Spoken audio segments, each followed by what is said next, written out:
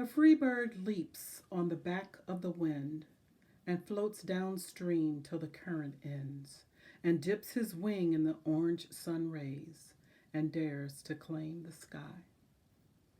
But a bird that stalks down his narrow cage can seldom see through his bars of rage. His wings are clipped and his feet are tied, so he opens his throat to sing. The cage bird sings with a fearful trill of things unknown but longed for still, and his tune is heard on the distant hill, for the cage bird sings of freedom. The free bird thinks of another breeze, and the trade wind soft through the sighing trees, and the fat worms waiting on a dawn bright lawn, and he names the sky his own. But a cage bird stands on the grave of dreams. His shadow shouts on a nightmare scream. His wings are clipped and his feet are tied, so he opens his throat to sing. As I reflect upon this season of Lent, my heart is heavy.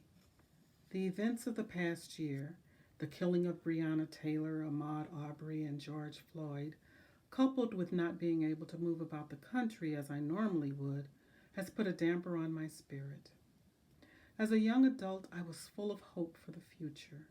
I was living in the age of Malcolm X and the Reverend Dr. Martin Luther King Jr., and I was hearing the words of James Brown telling me that yes, I was black, and yes, I was proud. Even after Malcolm and Reverend King were assassinated, I still had hope.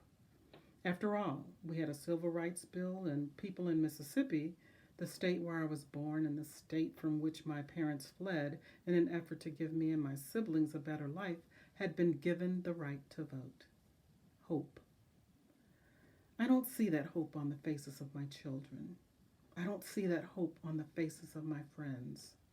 I see a people who are tired and grieving, tired of seeing black men and women being gunned down in the streets, the votes of millions of people being called invalid. I see white people genuinely surprised to find out that yes, the sin of racism is still with us. And then I remember the reason for the hope that is within me. I recall the sacrifice Jesus made for humankind. He withdrew into the desert and fasted for 40 days, after which he was beaten and killed. Our Lord suffered and died so that all who believed on him would have everlasting life. In him is the hope that makes the cage bird in Maya's poem sing. The cage bird sings of freedom. The cage bird has hope. I can see why the cage bird sings. The cage bird sings of things unknown but longed for. His song is heard on the distant hill.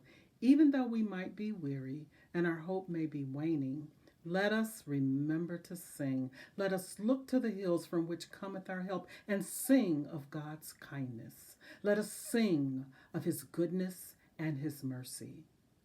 Let us remember that God's eye is on that caged bird that can sing because it is happy, that caged bird that can sing because of the hope that is within it, that hope of freedom. Let us sing because we know that a change is going to come. Let us sing because our Redeemer lives.